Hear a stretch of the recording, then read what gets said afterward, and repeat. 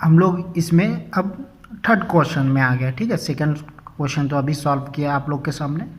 Third question है, if sine A equal to 3/4 calculate cos A and tan A. ठीक है, ये question है। तो हम लोग पहले इसमें देखेंगे कि इसमें दिया क्या हुआ है। ठीक है, इसमें दिया क्या हुआ है, व्हाट इज नॉन, यहाँ पे लिखेंगे व्हाट इज नॉन या गिवन। ठीक है, तो यहां पे दिया हुआ है साइन ऑफ एंगल ए दिया हुआ है। ठीक है, साइन ऑफ एंगल ए दिया हुआ है। ठीक है, फिर हम लोग देखेंगे what is N non, what is N non, क्या यन नॉन है। ठीक है, ये देखेंगे व्हाट इज यन नॉन। तो यहां पे हम लोग देख रहे हैं कि cosine and tangent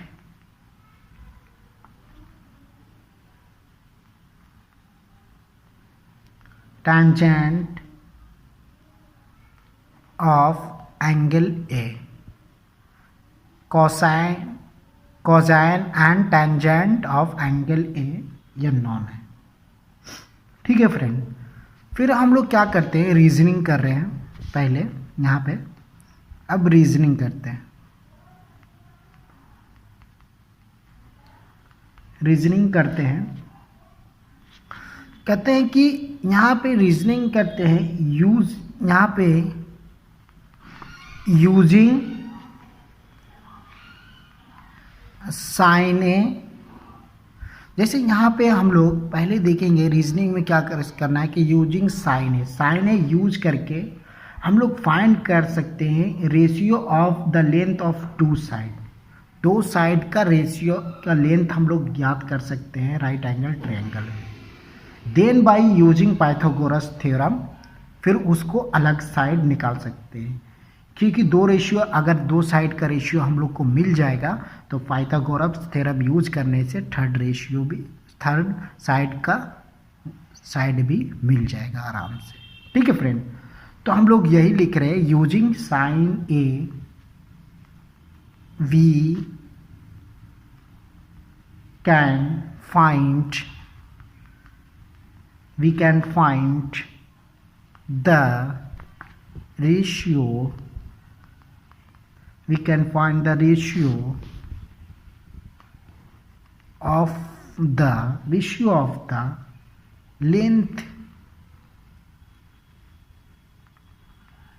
ratio of the length of two side of the right angle triangle। ठीक है, right angle triangle, then by using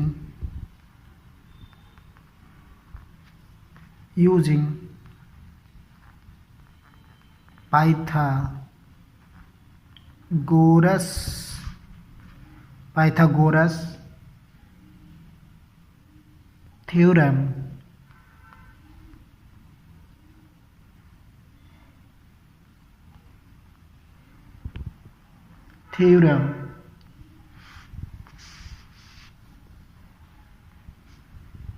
the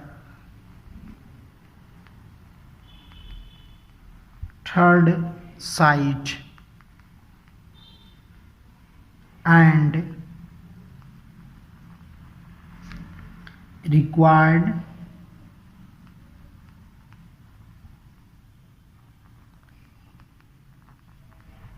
required trigonometric ratio, trigonometric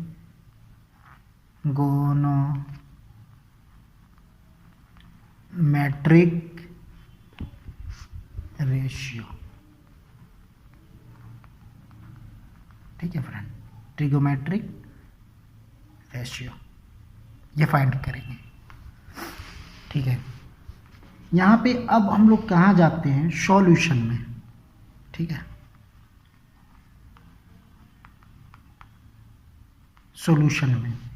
solution में जाने से पहले हम लोग एक फिगर बनाते हैं यहाँ पे। ठीक है,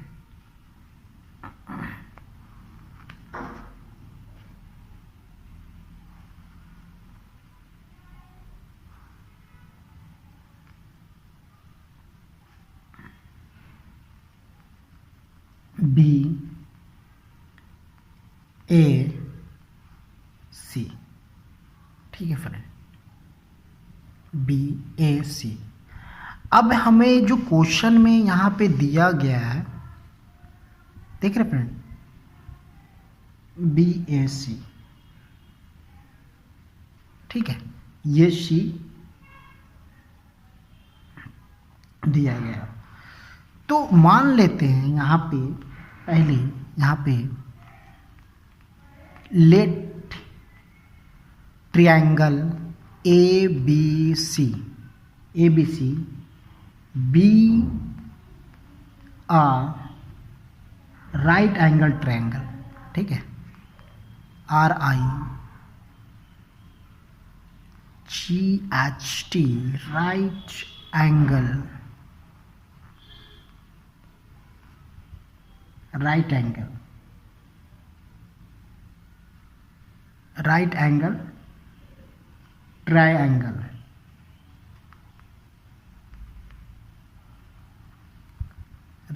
ट्रायंगल और right angle at B,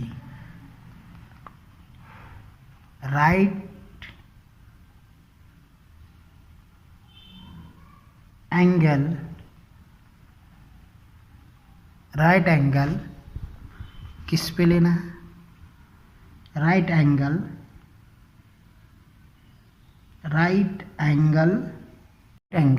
eight point B. ठीक है, राइट एंगल पॉइंट बी।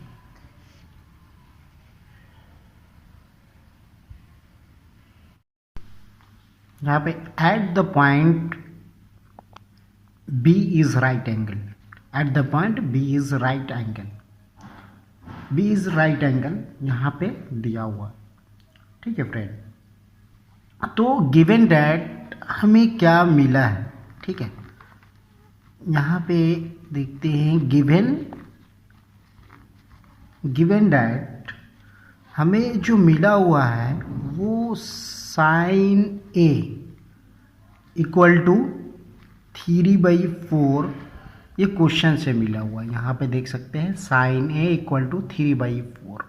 ठीक है, तो साइन ए मतलब जब हम यहाँ पे एंगल लिए, ये ए लिए, ठीक है, साइन ए, तो ये बी सी क्या हुआ, परपेंडिकुलर हो गया, ए बी क्या हुआ,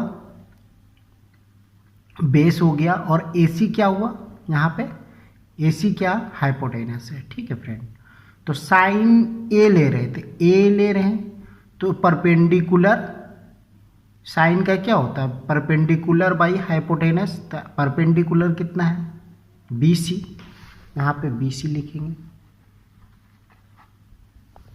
बाई यहाँ पे क्या है, ए सी, तो ए सी लिखेंगे 3/4। ठीक है, 3/4 हो गया। ठीक है फ्रेंड, जब यहाँ पे एक चीज़ और है, 3/4 है, तो लेट मानते हैं, लेट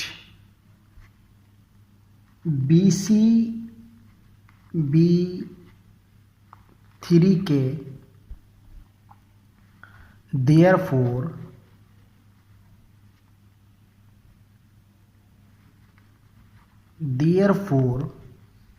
BCB3 therefore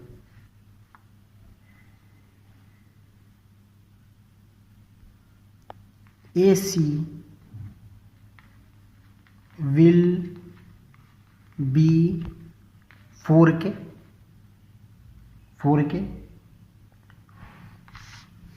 जहाँ where K is a positive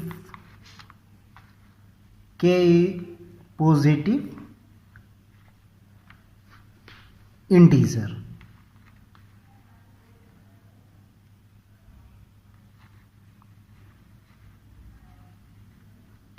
Is positive integer where K is a positive integer. ठीक है friend,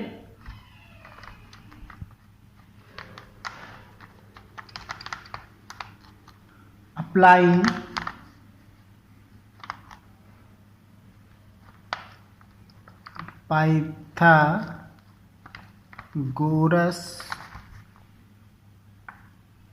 Pythagoras theorem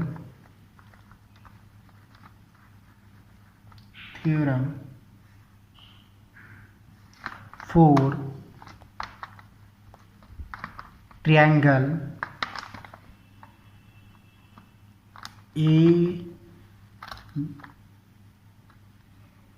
ABC, triangle ABC, we obtain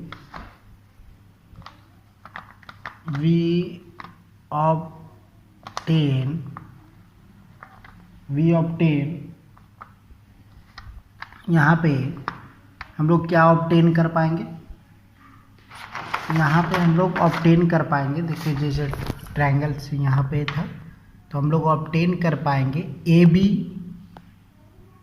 AC का स्क्वायर इक्वल टू AC का square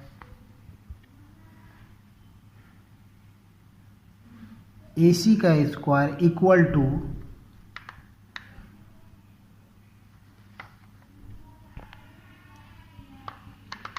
AB का square plus BC का square. ठीक है friend,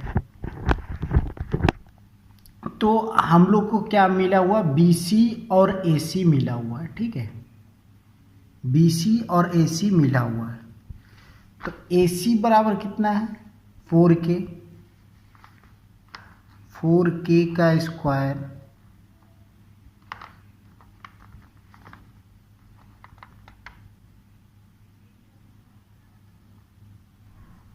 AB का square plus BC equal to कितना है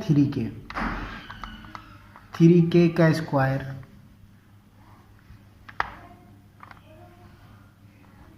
ठीक है फ्रेंड, तो ये 16K का स्क्वायर 16K का स्क्वायर AB का स्क्वायर प्लस 9K का स्क्वायर, तो AB का स्क्वायर इक्वल टू क्या हो जाएगा 16K का स्क्वायर माइनस 9K का स्क्वायर। ठीक है, तो AB का स्क्वायर बराबर हो जाएगा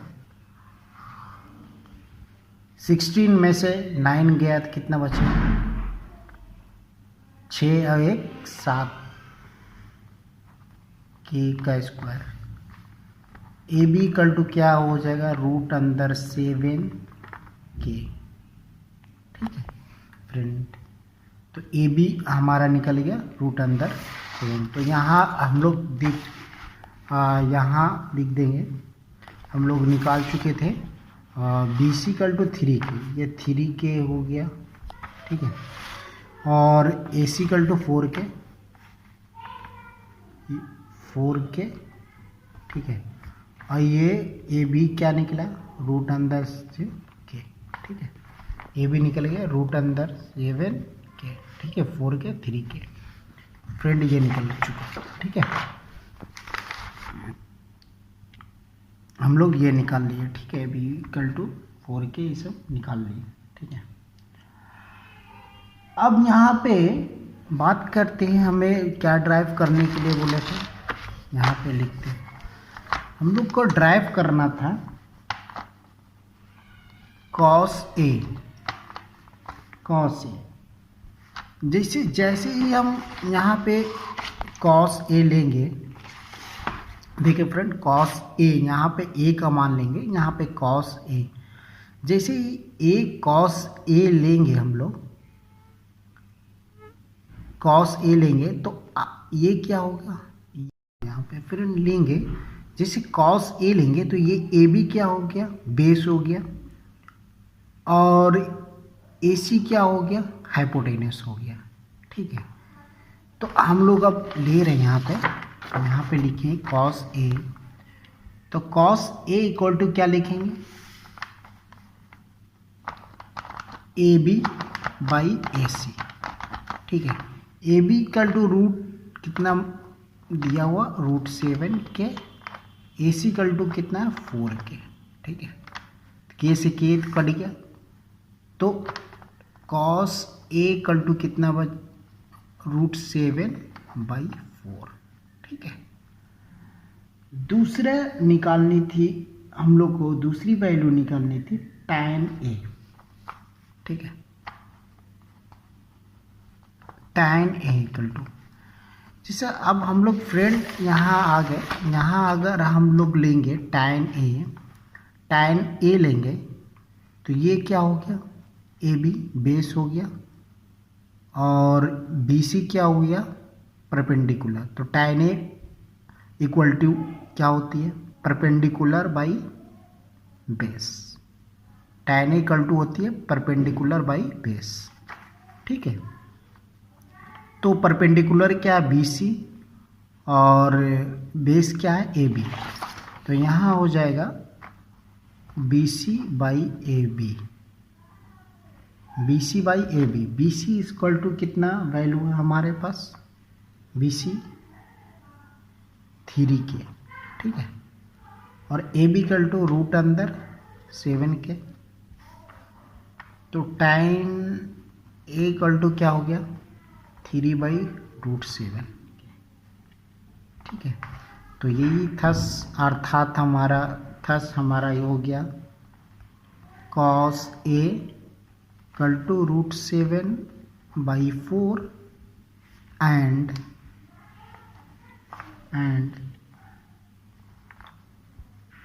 tan A